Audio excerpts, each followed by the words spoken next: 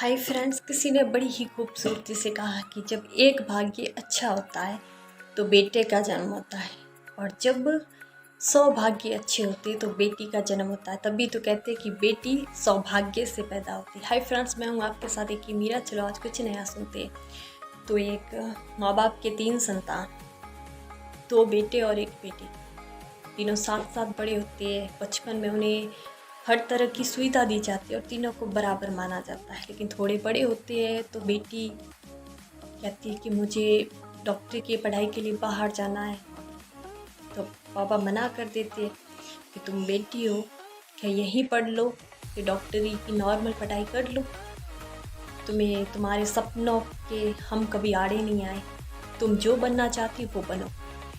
और दोनों बेटे, उन्हें हर तरह की सुविधा दी जाती है और तीनों अपनी अपनी बेटी की शादी हो जाती है और दोनों बेटे, उनकी भी शादी हो जाती है और दोनों बेटे बाहर शिफ्ट हो जाते हैं।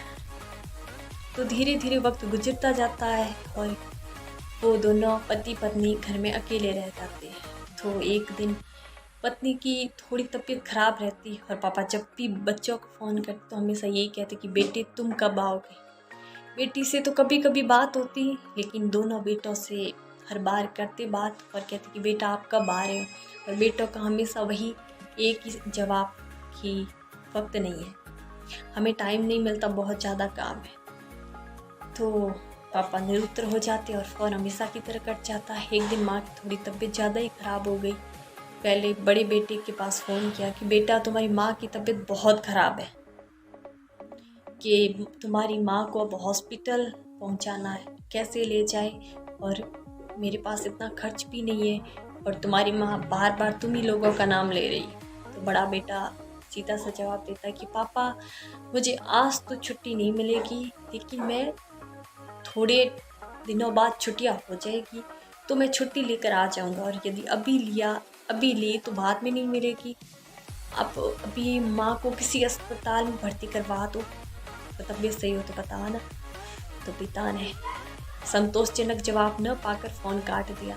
दूसरे बेटे को फ़ोन लगे कि बेटा, कि तुम्हारी माँ की तबीयत बहुत ज़्यादा ख़राब है, तुम आओ, तुम भी एक डॉक्टर हो। बड़ा बेटा इंजीनियर और उससे छोटा बेटा डॉक्टर। बेटा तुम आ जाओ, शायद तुम लोगों को देखकर थोड़ी माँ की तबीयत सही हो जाए और हॉस्पिटल में भी भर्ती भी करवाना। तो बेटा कि पापा मेरा प्रमोशन होने वाला है और मैं यदि अभी आ गया तो मेरा प्रमोशन रुक जाएगा, मैं नहीं आ पाऊँगा। उस बेटे ने भी फ़ोन कट कर दिया पिता को। दोनों बेटे के पास से संतोषजनक जवाब नहीं मिला, दोनों के पास से निराशा ही हाथ लगी। तो बेटा चुपचाप अब सोचते रहे कि बेटों को हमने चुपचाप उनकी हर एक आशा पूरी करी, हर एक डिमांड उनकी पूरी की, उन्हें जो चाहिए था वो सब ला के दिया। लेकिन आज जब उनकी हमें ज़रूरत है तो कोई नहीं आ रहा। थोड़ी देर बाद यूं ही बेटी को फ़ोन करते बेटी ने पूछा कि पापा माँ की तबीयत कैसी है। तो पिता ने कहा तबीयत थोड़ी बहुत ज़्यादा ही ख़राब है और तुम्हारे भाई भी नहीं आ रहे, उनसे कहा। तो बेटी ने एक सीधा सा जवाब दिया कि पापा आप थोड़ी देर के लिए माँ को संभालो, हम है ना अभी रात तक लगभग पहुँच जाएंगे। तो पापा ने कहा कैसे, जमाई साहब भी डॉक्टर है और तुम भी डॉक्टर होंगी तो छुट्टी नहीं मिल पाएगी। तो कि पापा आप इन सब को छोड़ो, हम कैसे भी करके छुट्टी ले लेंगे, और माँ से बढ़कर हमारे लिए डॉक्टरी नहीं है, और हम आ रहे हैं। क्या आपने सुना पापा, हम आ रहे हैं शाम की फ़्लाइट से। तो फ़ोन रख दिया। आज पिता ने सोचा कि हकीकत में मेरा बेटा कौन है, मेरी वो बेटी या वो फिर दोनों बेटे। जिस इंसान की हमने हर एक इच्छा पूरी की, अपनी जान से ज़्यादा उनकी इच्छाओं का मान रखा, लेकिन आज वो ही बेटी साथ नहीं है।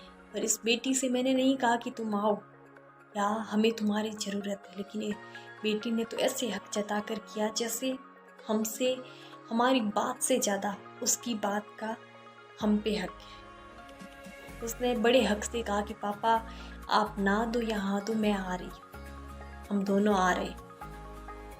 तो पिता काफ़ी देर सोचने लगे कि कमी कहाँ रही, शायद कि बेटियाँ, उन्हें चाहे परवरिश अच्छी मिले या न मिले, लेकिन वो हमेशा अपने माँ बाप के साथ होती है।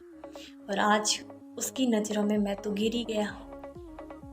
तो बेटी ने फ़्लाइट बुक की और दोनों पति पत्नी आ गए। शाम को माँ का इलाज करवाया और माँ सही हो गई। और जब सही हुई तो बेटा को फ़ोन करके कहा पापा ने कि तुम्हारी माँ की तबीयत सही है। तो बेटा ने कहा बड़ी अच्छी बात है कि वक्त कभी रुकता नहीं है, कि एक न एक वैसे इंसान भी होता है कि वक्त रुकता है ना कभी इंसान होता है, कि जो चीज़ पैदा हुई है ना उस चीज़ का अंत निश्चित है। और यही सृष्टि का नियम है कि अंत ही आरंभ है और आरंभ ही अंत है। स्पेशली मैं स्टूडेंट्स को सलाह देना चाहूँगी कि ज़िंदगी में कुछ लोग होते हैं ना जो बहुत अनमोल होते हैं, जैसे आपके माता और पिता। माँ बाप हमारे लिए बहुत अमूल्य होते हैं, उनकी कदर करो। और ज़िंदगी में कौन हमारे कितने समय तक साथ है ये कोई भी नहीं जानता, क्योंकि परिवर्तन ही प्रकृति का नियम है। तो जो लोग आपके पास है उनकी कदर करो, चाहे वो माँ बाप हो, चाहे गुरु हो, और चाहे वो दोस्त हो सकता है कभी कोई गलतफहमी हो जाती है दोस्तों के बीच, लेकिन उसके लिए माफ़ी मांग दो। जो माफ़ कर दे उनका दिल तो बहुत बड़ा होता है, और ना माफ़ करे तब भी आप तो माफ़ी मांग लो। इस दुनिया में ना किसी चीज़ की कीमत जब समझ आती है जब वो चीज़ हमारे पास नहीं होती। इसीलिए जो चीज़ आपके पास है उसकी कदर करो, और जो चीज़ दूर है ना उसकी आशा मत करो। हमेशा अपने लक्ष्य के लिए हमेशा भरोसा रखो अपनी मेहनत पर, और मेहनत हमेशा सफलता जरूर दिलाती है, और सफलता की चाबी ही मेहनत है। और ज़िंदगी में यदि कुछ करना और पाना होता है तो हमेशा सबसे ज़्यादा ज़रूरी चीज़ होती है परिवार का साथ। मेहनत के साथ ही हमें कभी कभी ऐसी सिचुएशन होती है कि हमें खुद ही समझ नहीं आता कि हमें क्या करना चाहिए, लेकिन उस टाइम यदि माँ बाप साथ हो, परिवार साथ हो, दोस्त साथ होना, तो ऐसा लगता है जैसे हर तकलीफ़ आसान हो जाती है। तो जो भी आपके पास ऐसा कोई अमूल्य रत्न है, आपके माँ बाप, आपके गुरु, आपके फ्रेंड्स, तो उनकी कदर, क्योंकि ये वक्त है, क्या पता जो आज है वो आपके साथ कल हो या ना हो।